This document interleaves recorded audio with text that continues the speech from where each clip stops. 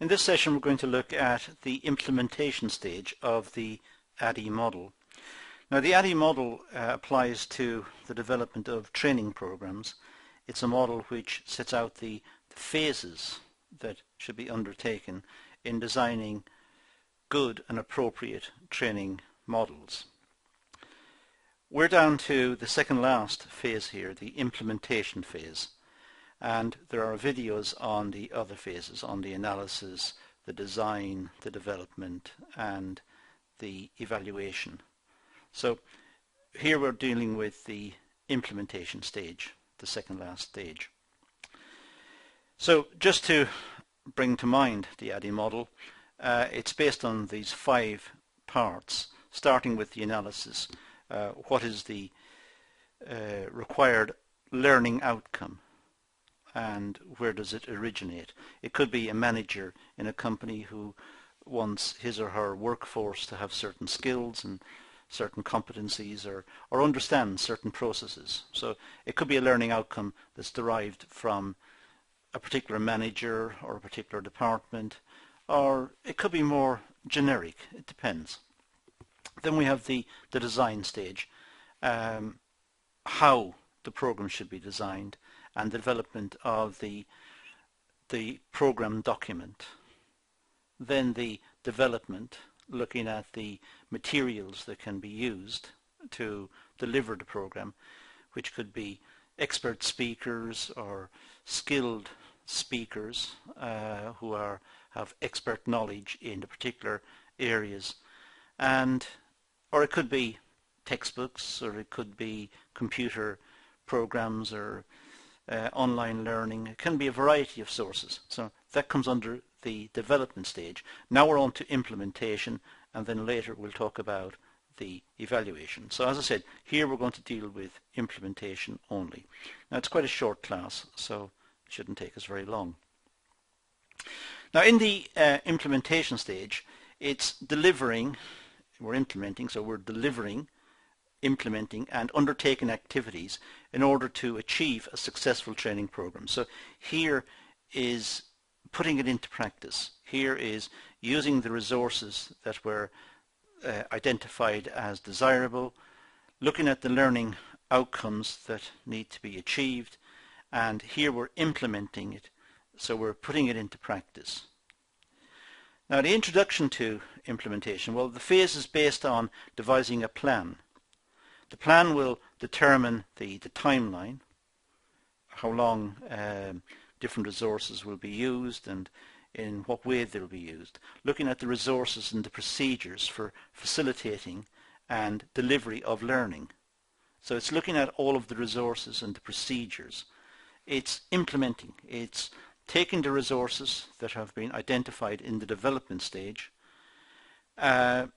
looking at the course document from the design stage, now implementing it, doing it in practice, making these resources available to the learners and to the trainees, and taking them through it in a method, in a way that facilitates their understanding and their learning. The implementation phase takes effect when errors and issues have been discovered during a prototype assessment with the target audience. It's not always possible to do this, but it's highly desirable. If it is possible to run the program with even a small group of people in advance to get their reactions and their responses before it's delivered to the full group, that would iron out any issues, any questions or any blips that may occur in the implementation phase. So it's a bit like piloting the work in advance, if possible. Highly desirable, but not always possible. Good trainers will be aware that if they haven't had this opportunity, they need to be even more skillful and more diligent about what they're doing, and more organized, and have very clear thinking about the objectives they're trying to achieve.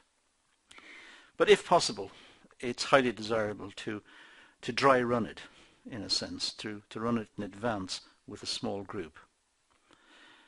This is where, I suppose, experience in training is so important. Experienced trainers will have been through many episodes of training and will be familiar with possible problems, even without dry running it, even without pilot running a program. They will be aware from their experience that in the past this may have cropped up. So in their case, their experience may indicate issues in advance. Once all the issues have been ironed out, the course is ready for delivery. Instructors must ensure that they have appropriate learning environment, resources and tools to implement the training. So the final phase here, it's been through the design phase. The document will have specified the resources and what's required, but the absolutely final phase here is for the instructors to make sure that the learning environment that they're working in is appropriate and that they have the resources. This could be very simple things like making sure that the overhead projector or that the computers are working, or that that the internet is accessible if they're going to use the internet, that the photocopier is available if required. They just simply need to take precautions to make sure that everything's in place and everything's in working order before the event takes place. It's highly embarrassing if in the course of the presentation the instructor wishes to use some PowerPoint slides and the laptop is not working.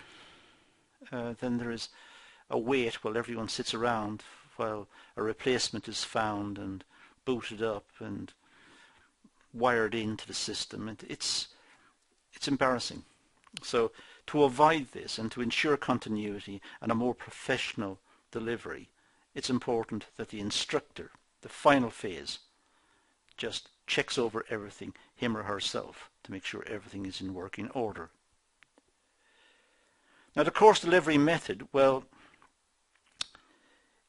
it must include the curriculum, and the curriculum is really the document that's developed in the design phase, and it will set out the learning outcomes and the delivery procedure and strategies.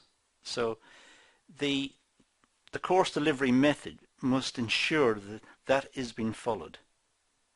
And again, it falls on the instructor to be familiar with what the course document states and to make sure that the material that's going to be put in place on the day in front of the group, that material follows the curriculum. It follows exactly what is stated in the document and that the learning outcomes are being achieved. The resources must be in place in preparation for learning. For example, there should also be good student registration. It depends on the size of the group, it depends on the nature of the program. If it's a small company with a one-day event, there may not be a need for registration. But if it's a large organization and perhaps run over many weeks, registration may be important. There might be an enrollment that needs to be followed. And in fact, many VLEs, virtual learning environments, automatically enroll students or facilitate the enrollment of students onto courses. But it's also important that stationery and equipment and photocopiers and so on, all of this is in place and that the appropriate resources are available.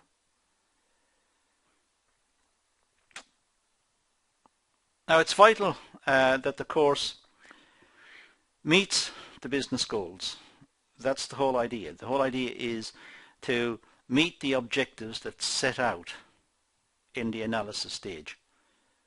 A problem was identified that requires training to overcome the problem. That problem must be solved, and the trainees who attend the training program must leave with an understanding of the issues and perhaps with some skills that they didn't previously have. So it must meet the business goals. And it must be relevant to the learners. It must engage them. It must be something that will help them in their work or in their lives, in their working lives. So it must be relevant. If it's irrelevant, it will not be treated seriously. And it should challenge the learners and develop skills and knowledge. It should be of interest to the learners. It shouldn't be trivial.